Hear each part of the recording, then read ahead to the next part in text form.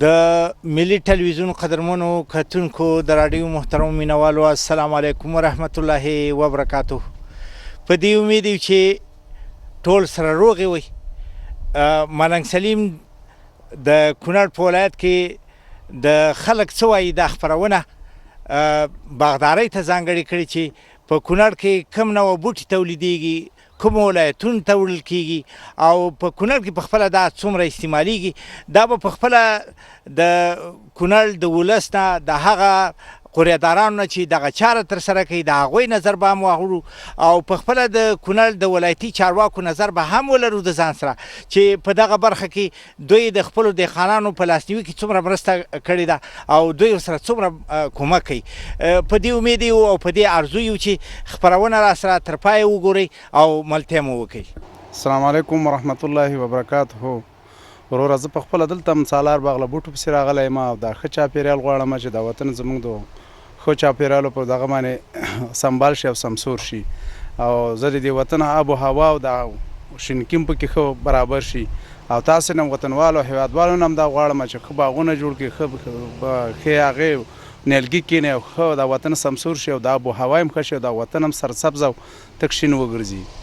بسم الله الرحمن الرحیم. زما نوم نقیب الله دی، د نارنګ ولسوالۍ اوسېدونکی یم. زه خو دلته راغلی یم او بل پر نوم راغلی یم، یو لیمبو مې ویوړو او اوس راغلی یم د املوک بوټی دا وړم نو تر څو دا زمونږ منطقه دا ښېرازه شي، آباده شي، شنه شي، دا په چاپېریال هم زمونږ شین شي او د نورو ځوانانو نه مې هم دا غوښتنه ده چې نیالګي ویسي، همدا پسرلي موسم دی او ښې ونې کښېنوي او دغه موسم هم ځان ته برابر کړي، دغه منطقه هم ځان ته شنه برابره کړي او په آینده کې دا نه یو پیدا هم ترې نه اخیستل کېږي. زه بوټو پسې راغلی یم او بوټي وړم او په ټولو هېوادوالو باندې مې دا غږ دی چې یو یو بوټی د وطن د ښکلا دپاره واخلي او نالي کړي. نو دا مې په ټولو هېوادوالو باندې غږ دی. زه په خپله بوټو پسې رالم او د خپل دغه نیالګي وړم د خپل دغه دپاره ښکلا دپاره. نو وسلام ټولو ته مې. زما نوم فرمان دی، د سالار باغ د تیشي اوسېدونکی یم. زما د ځوانانو او د سپین ږیرو نه دا خواهش دی چې د وطن د ښکلا دپاره هر یو خپل دغه کې نیالګی کښېنوي. د هېواد په سطحه باندې د ټولو خلکو باندې دا غږ کومه چې د بوټو موسم په رارسېدو باندې دی نو یو یو بوټی د ځان دپاره او یو یو بوټی د دې ملک د سوکالۍ دپاره نال کوي تر څو پورې چې اکسیجن زیات شي او انسانانو ته د تصفیه شوې هوا په رامنځته کېدلو باندې د هغې ژوند ښه شي.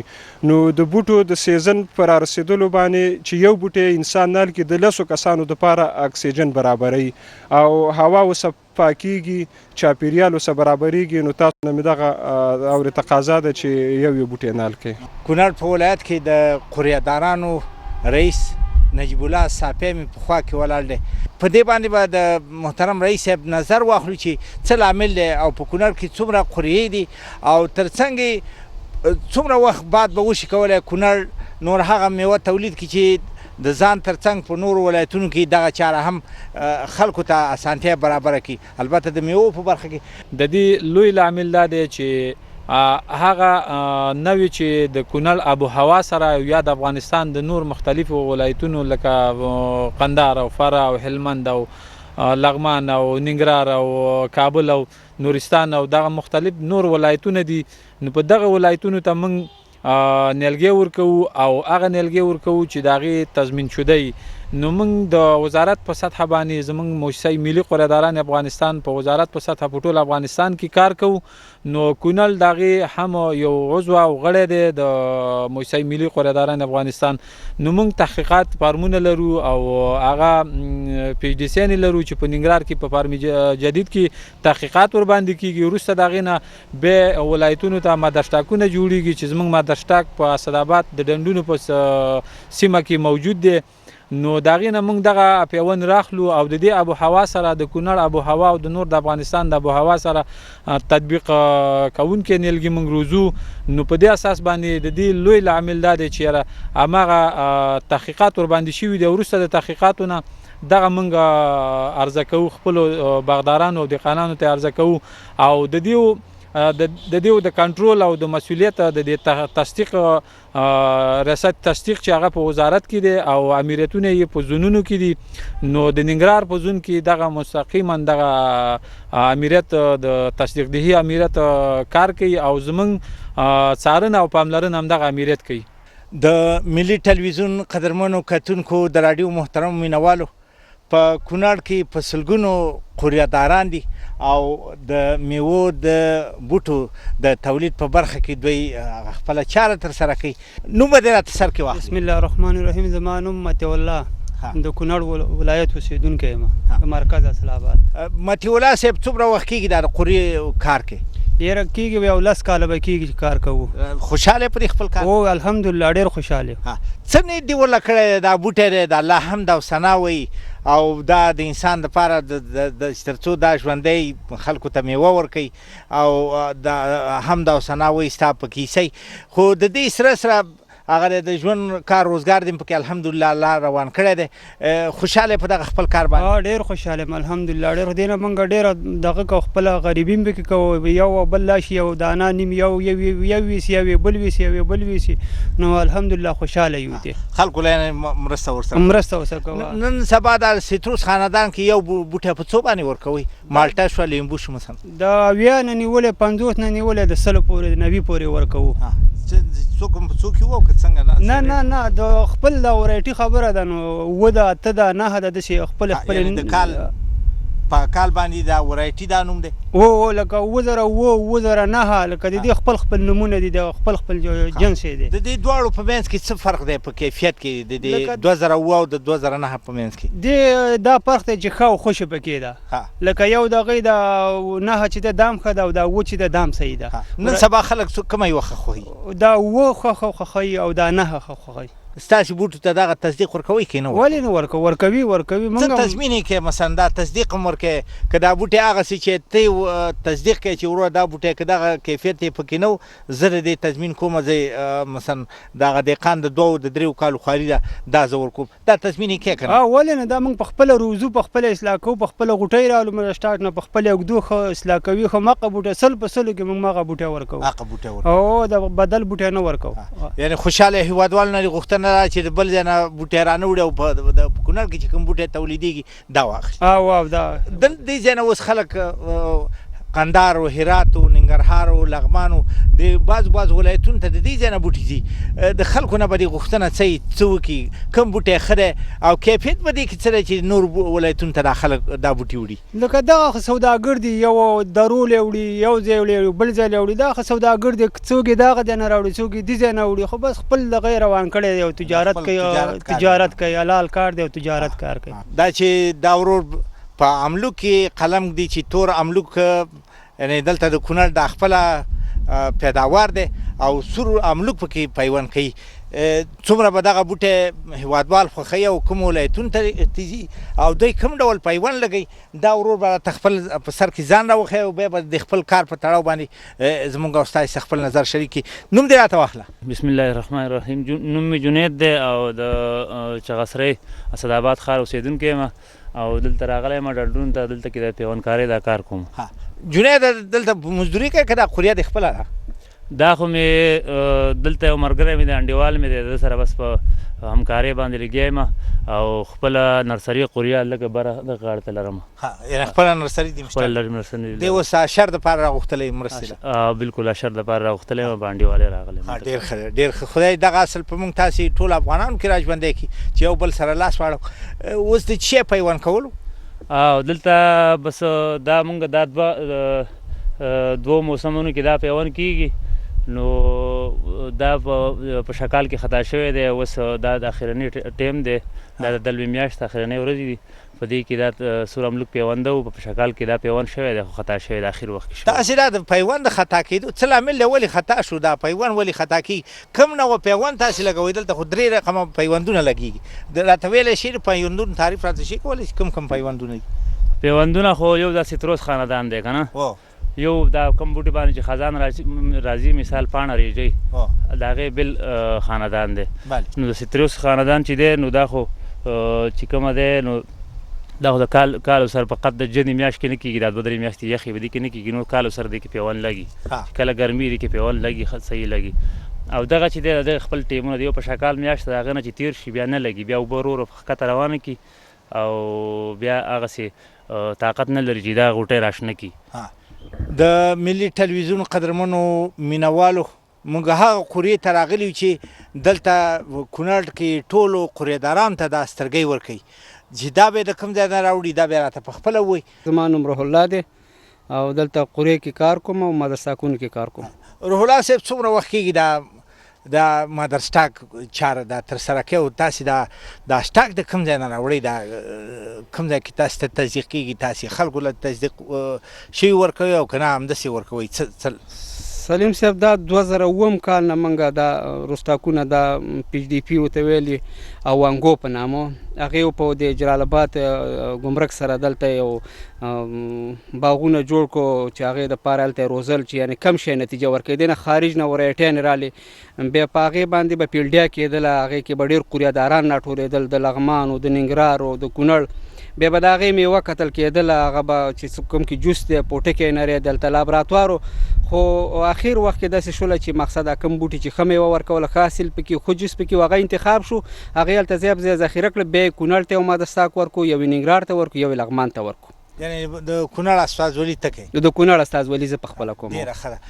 څومره قوریو ته دا سترګۍ ورکوي او یوه سترګۍ په څو روپۍ باندې ورکوي؟ سلیم صاحب موږ خو مختلف نوع بوټي لرو، په دې کې کلک زړي لرو، په کلک زړو کې موږ بیلې بیلې ورایټیانې لرو، مقصد بادامو کې موږ 4 قسمه ورایټیانې لرو، ولې ټول خلک یې په یو نوم پېژني چې یعنې یو بادام دی، خو بیا موږ 4 ورایټیانې لرو، په الوچه کې موږ 4 لرو، په بادامو کې دغه شان 4-5 لرو، شفتالو کې دغه شانتې، په زردالو کې دغه شانتې، حتی دا په سیتروسو کې هم موږ اوس دا ټول باغ د سیتروس دی په یو نوم باندې پیژندل کېږي چې مالټه، خو دا بیلې بیلې نوې دي، د آب و هوا د هر شي دپاره بیل بیل. 2009 داسې ده زموږ د آب و هوا سره توافق لري، د کونړ سره او د ننګرهار سره او د لغمان سره، د دې پوټکی نری دی، جوس یې ښه دی او سیز یې ښه دی، د مارکیټ دپاره ښه دی. یو سړی چې باغ جوړوي دې دپاره چې یو شی په لاس راشي که نه، نو دغه کې عاید دی، نو دهقان یې په دغه خاطر خوښوي. دا 2009 ډېره ښه مالټه ده، پخوا لکه لال مالټه ورته موږ ویو، خو اوس په دغه باندې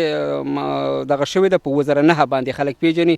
دا د یخو منطقو دپاره څومره چې یخې منطقې لکه زموږ د کونړ برې علاقې شیګل طرف ته پورته دغه چې څونه یخې منطقې دي، دغه کې ډېر ښه نتایج ورکوي، خوږ هم راځي، دانې هم ښایسته راځي، خو ګرمې منطقو کې بیا وچوالی کوي، بار کوي، خو دا بوټی د پاس نه بیا وچېږي، ځکه دې هوا سره دا برابره نه ده.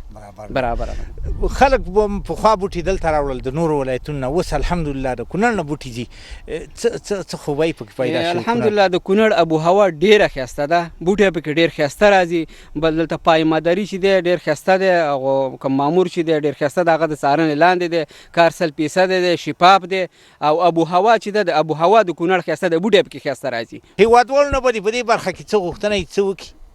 یاره زه غواړم چې مقصد هېوادوال وکولی شي چې څوک ځمکې لري باغونه جوړ کړي، یو څه عاید او اقتصادي وضع لږه ښه راشي، په څنګ کې ورسره وربشي شوتل دا هم کېږي، یو څه لاسته راوړنه کېږي په دې کې ډېره. تا اوس موږ عملاً ګورو دلته تا هم دغه ګوره شوتل او وربشي دې هم پې کړي او دا د بوټي هم پکې ولاړ دی، نو مسلمان وینا خدای چې څه د ځان دپاره خوښوي د بل مسلمان دپاره هم خوښ کړي. دنیا مننه روح الله خانه، خدای دې وکړي چې جامعې ته، ټولنې ته، ټول افغانستان ته او د ټول افغانستان ترڅنګ نړۍ دې خدای وکړي چې د افغانانو دغه کم تولید چې دی کوي، د دوی دا ورایټینې چې کوم یو دي په هره برخه کې د افغانانو نه دوی خریداري وکړي او د دوی تولید کړی شی دوی واخلي. د تاسې نه دنیا مننه کوم، د تاسو نه هم مننه، ژوندي اوسئ، الله هم خوشحاله. دا چې په کونړ ولایت کې ولسي وګړي 80% د کرهنې او مالدارۍ د طریقه د ژوند ټولې اړتیاوې پوره کوي، نو همدا لامل دی چې د دې ولایت اوسیدونکي د کرهنې او مالدارۍ په برخه کې د هیواد د یو شمېر ولایتونو په نسبت پکې زیاته کرهنه ترسره کیږي. نو همدا لامل دی چې د پسرلي موسم پر رارسېدو سره د ولسونو ترڅنګ د اسلامي امارت اراکین هم د نیالګیو د نیال په کمپین کې برخه اخلي او په ولسونو غږ کوي ترڅو د یو سالم چاپیریال د رامنځته کېدو ترڅنګ د میوه لرونکو نیالګیو په نیال کې د ولس غوښتنه کوي چې په دغه کمپاین کې د هیواد هر وګړی پوره ونډه ترسره کړي. د کونړ مرستیال والي مولوي عبدالله حقانی د ولس د هر وګړي غوښتنه کوي چې په دغه کمپاین کې برخه واخلي او د نیالګیو په روزنه کې خپله ایمانی او افغاني وجیبه ترسره کړي. الحمدلله د کونړ ولایت د زراعت رئیس صاحب د هغې سره ورته لاندې څومره مسؤلین چې دي د هغې نه زموږ غوښتنه ده چې د امارت هر مسؤل خپلو مسؤلیتونو ته متوجه شي او دغه کم نیالګي چې لګول کیږي د هغې په پوره دغه سره نظارت وکړي او د هغې ساتنه وکړي او موږ ټول ملت ته الحمدلله دې ډاډ ورکوو چې زموږ یو مسؤل به په خپل مسؤلیت کې غفلت نه کوي، خپل مسؤلیت به سر ته په وخت باندې رسوي انشاءالله. دغه راز د کرهنې او مالدارۍ رئیس مولوي حبیب الرحمن وایي په سږني پسرلني موسم کې به 1 میلیون نیالګي کینوي چې په مټ به د ښکلا لرونکو نیالګیو ترڅنګ میوه لرونکي نیالګي هم کینوي تر څو په دې ولایت کې کرهنیز بهیر کې لا ښې لاسته راوړنې د ځان سره ولري. شکر ده د منګه په مجموع کې 1 میلیون نیالګي منګه آماده کړي دي او 80,000 د منګه اوس بیخي هغه آماده دي چې هغه به منګه کرنې ته وړاندې کوو. د ولس نه همدا غوښتنه ده چې یو خو د منګ سره د نیال په کر کې همکاري وکړي چې موږ یې ورکوو د هغې حفاظت وکړي ځکه یې موږ سره چې په قروه کې کومه نیالګي دي د هغو حفاظت موږ کړی یو ډېر په تکلیف باندې د هغو پالنه کوو د موږ همکاران د هغو ډېر خدمت کوي نو باید چې موږ یې څنګه ساتنه کوو باید چې عام ملت عوام ولس هم د دې دغسې ساتنه وکړي. د چاپیریال ساتنې د ادارې رئیس ډاکټر محمد رحمان صابر وایي د نیالګیو په کینولو کې د میوهدارو ونو ترڅنګ زینتي بوټي هم باید کینول شي تر څو په هیواد کې یو سالم چاپیریال رامنځته شي. موږ غواړو د هر هیوادوال نه د خپل بوټي ساتنه وکړي او حفاظت یې وکړي، اوبو ته واچوي یو سالمه ساتنه وکړي ځکه چې بوټی د انسان په اکسیجن کې ډېر اهمیت لري. کله چې هوا صافه وي ځنګل وي نو هلته هوا صافه وي او صاف اکسیجن تولیدولی شي. نو موږ او تاسو غوښتنه دا ده چې صافې هوا دپاره موږ بوټي نال کړو، د هغې ساتنه وکړو تر څو موږ صحیح هوا نه استفاده وکړو او سالم چاپیریال ولرو. دا چې موږ د مرضونو مخه نیسو څونه چې زموږ بوټي وي او څونه چاپیریال صفا وي هغونه به زموږ مرضونه کم وي. نو ټولو هیوادوالو نه غوښتنه دا ده چې دوی د خپل چاپیریال په خپله د صفایي خیال وساتي. د ملي ټلویزیون قدرمنو کتونکو د راډیو محترم مینوالو دا وه زموږ خپرونه چې خلک څه وایي په کونړ ولایت کې کرنې او مالدارۍ ته ځانګړې کړې وه. دا چې ښه کرنه او ښه ریبنه د ټولو هیوادوالو دا مسؤلیت دی چې د ځان او د افغانستان دپاره یو بوټی نال کی او یو ښه چاپیریال ځان ته را جوړ کړي. تر بیا چې یو ځل بیا ملنګ سلیم د خپل همکار اسماعیل ساده سره ستاسې په درانه خدمت کې حاضریږي. تر هغه درنه اجازه غواړي. پاک الله مو مل. ښه وخت. د الله په امان.